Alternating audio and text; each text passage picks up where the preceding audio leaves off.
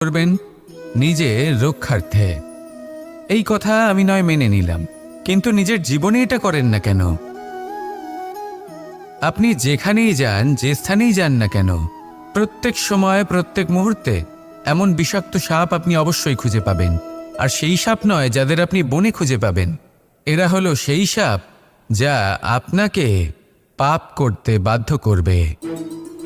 আপনার অন্তরের বাসনা, ক্রোধ, অহংকার, লোভ, ঈর্ষা এদের বৃদ্ধি ঘটাবে। দেখুন, বনের এই সাপ আপনাকে একবার ছেড়ে দিতেও পারে, ছোবল নাও মারতে পারে, কিন্তু এই যে পাপরূপী সাপ আছে তা অবশ্যই ছোবল মারবে। কর্ম যদি করেন তাহলে অবশ্যই ফল পাবেন। সেই জন্য যখনই কোথাও যাবেন